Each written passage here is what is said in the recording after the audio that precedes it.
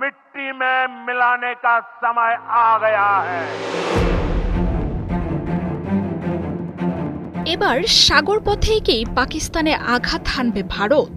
যদি এমন ঘটনা ঘটে তা হবে ১৯৭১ সালের পর পানিপথে পাক ভারত যুদ্ধ। আর এই জল্পনার পেছনে শক্তি যোগাচ্ছে হঠাৎ করে আরব সাগরে ভারতের বিমানবাহী রণতরী আইএনএস বিক্রান্তের মোতায়েনের ঘটনা। স্যাটেলাইট ইমেজের বরাত দিয়ে ভারতীয় গণমাধ্যমগুলো বলছে, শক্তিশালী স্ট্রাইক গ্রুপ নিয়ে পাকিস্তানের জলসীমার কাছাকাছি অবস্থান নিয়েছে আইএনএস বিক্রান্ত। তবে ভারতের এমন পদক্ষেপে বসে থাকেনি শাহবাজ শরীফের দেশটিও।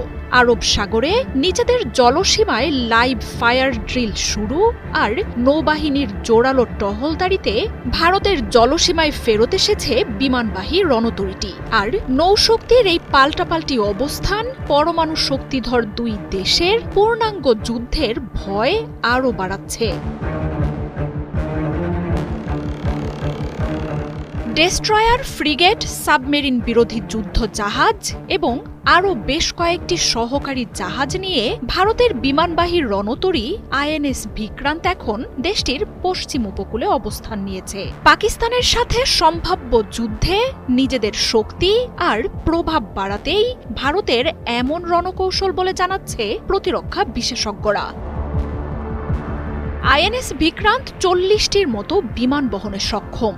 ভারতীয় গণমাধ্যমগুলোর তথ্য মতে MiG-29K fighter jet, Ka-31 helicopter ছাড়াও ৬৪টি বারাক সারফেস টু এয়ার এবং ব্রাহ্মোস ক্ষেপণাস্ত্রে সজ্জিত এই যুদ্ধজাহাজ পাকিস্তানের সাথে সরাসরি যুদ্ধে গুরুত্বপূর্ণ ভূমিকাও রাখবে এটি।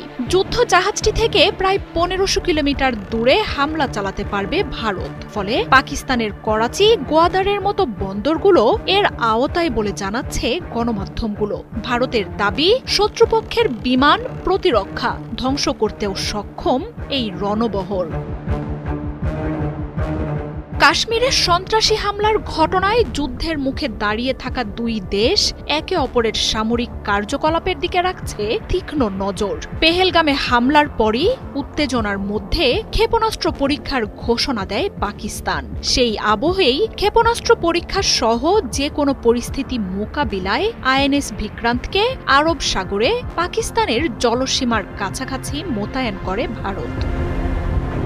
তবে বিমানবাহী রণতরী মোতায়েনের সেই পদক্ষেপ কাজে দেয়নি। পাকিস্তানের গণমাধ্যমগুলো বলছে, বিমানবাহী ওই রণতরীর অবস্থানের মধ্যেই সাগরে লাইভ ফায়ার মহড়া শুরু করে শাহবাজ শরীফের বাহিনীও। বাড়ানো হয় টহল ও নজরদারি। এরপরই ভারতের বিমানবাহী রণতরী নিজের ঘাঁটিতে ফেরত গেছে বলেও দাবি ইসলামাবাদের। বর্তমানে পাকিস্তানের জলসীমা থেকে ৭০০ কিলোমিটার দূরে কর্ণাটকের নৌঘাঁটিতে মোতায়েন রয়েছে বিক্রান্ত।